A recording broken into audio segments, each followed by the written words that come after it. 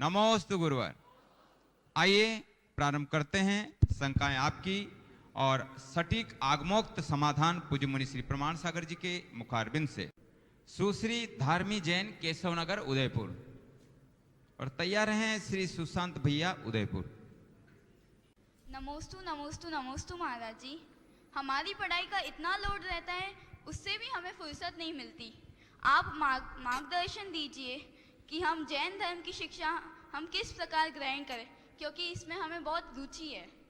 बहुत अच्छा सवाल किया है। आज बच्चों के ऊपर पढ़ाई का लोड कुछ ज़्यादा है और हकीकत ये है कि वर्तमान का जो पाठ्यक्रम है वो आदमी को केवल बोझा ढोने वाला बना रहा है। बचपन से ही बैग का बोझ और उसके बाद ज़िंदगी का बोझ, इन सब चीज़ों की आवश्यकता नहीं है जैसे कि आज परोसी जा रही है। हमें पूरी शिक्षा व्यवस्था पर पुनर्विचार करने की ज़रूरत है। लोग कर भी रहे हैं। जो चीज़ें आपको पढ़ाई जाती है आपके जीवन व्यवहार में, उनमें से बहुत थोड़ी चीज़ें ही काम की हैं। होना ये चाहिए कि हमारा जीवन परक शिक्षण होना है, पर आजकल केवल शिक्षा है जिसने व्यावसायिक रूप ले लिया है। और शिक्षा नहीं, केवल अक्षर ज्ञान है, सीख तो कुछ मिलती ही नहीं। श्री सुशांत भैया जी, उदयपुर। और तैयार हैं श्रीमती ज्योति जी, अखावत, उदयपुर। नमोस्तु गुरुवर, नमोस्तु गुरुवर, नमोस्तु गुरुवर।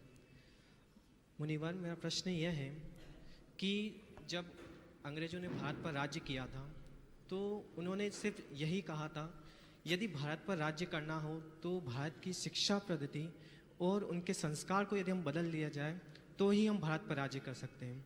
आज भी हम देखते हैं कि बच्चे स्कूल जाते हैं तो उनका स्कूल जाने का जो समय रहता है और मंदिर में जो अभिषेक का समय रहता है सेम रहता है, जिसके कारण अधिकांश बच्चे स्कूल नहीं जा पाते हैं। मतलब स्कूल मंदिर नहीं जा पाते, मंदिर नहीं जाते, अभिषेक भी नहीं कर पाते।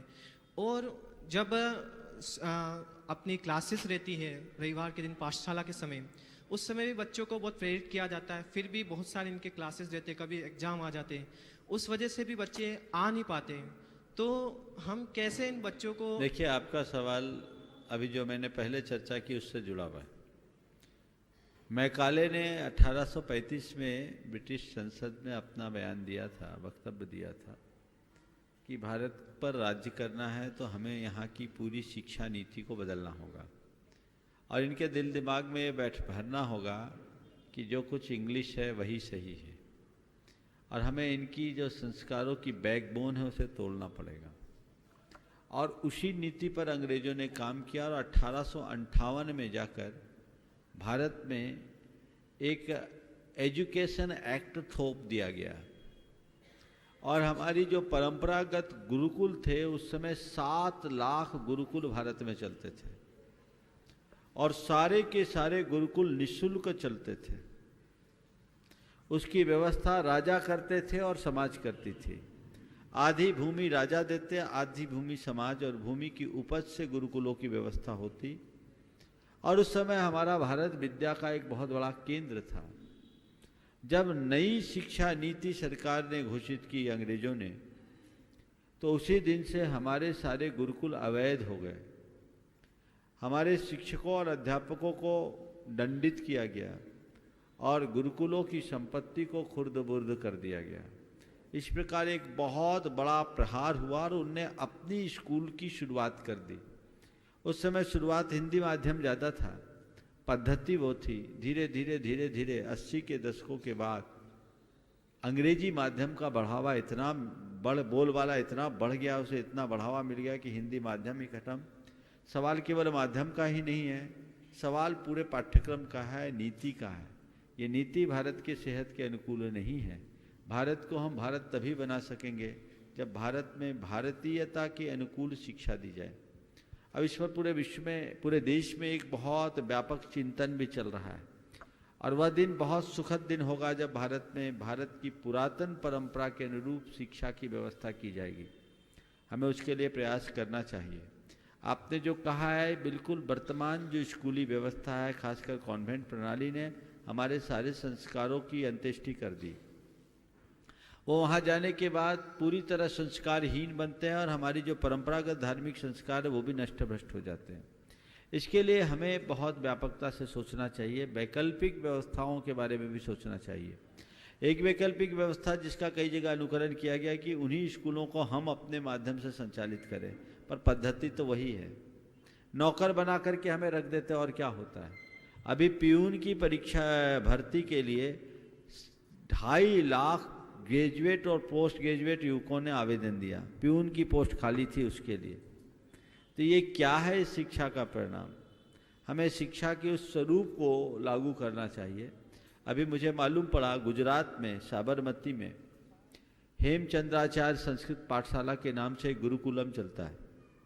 लड़कों और लड़कियों का अलग अलग गुरुकुल है। उसका लिटरेचर मेरे पास आया, मैं पढ़ करके मुग्ध हो उठा। उसमें अभी 108 बच्चे पढ़ते हैं और 108 बच्चों के लिए 150 अध्यापक हैं। डिग्री रहित पढ़ाई है। 10 साल उसको 2018 में हो जाएंगे। उसकी दशाब्दी समारोह मनाने की तैयारी। और कोई डिग्री नहीं, भगवान आदिनाथ के द्वारा प्रतिपादित 72 कला और लड़कियों के लिए 64 गुण सिखाए जाते हैं। उनको इतना अच्छा स्किल डेवलप किया जाता है। उसको विभिन्न प्रकार की भाषा, जिसमें हिंदी, संस्कृत, अंग्रेजी, प्राकृत भी है, भाषा, गणित, अर्थशास्त्र, ज्योतिष, आयुर्वेद, अन्य चीज़ें, और आपके जाके एथलीट्स वगैरह है, जिम्नास्टिक है, ये सारी चीज़ें सर घुड़सवारी तक सिखाते हैं। और सारी शिक्षा निःशुल्क है। और वहाँ जो एडमिशन होता है उसके लिए किसी सर्टिफिकेट की ज़रूरत नहीं है, केवल जन्म पत्री दिखाना पड़ती है। और जन्म पत्री के आधार पर बच्चों का चयन होता है और उनको बहुत अच्छे तरीके से पढ़ाया जाता है। और ये स्पष्ट है कि वहाँ से पढ़कर निकलने वाला बच्चा अपने व्यवसाय या अपने व्यवहारिक जीवन में कहीं कच्चा नहीं होगा। वो अपने आप को, अपना जीवन अच्छे से चला लेगा। तो जीवन परक शिक्षण है, ये हमारी भारत की मूल परंपरा है और इसी अनुरूप हमें प्रोत्साहित करना चाहिए। तो इस पर पूरे देश के लोगों को चिंतन करने की आवश्यकता है कि हम अपनी उस भारत की सांस्कृतिक परंपरा को फिर से कैसे विकसित कर सके, ताकि इस तरह की खामियों को हम दूर कर सकें।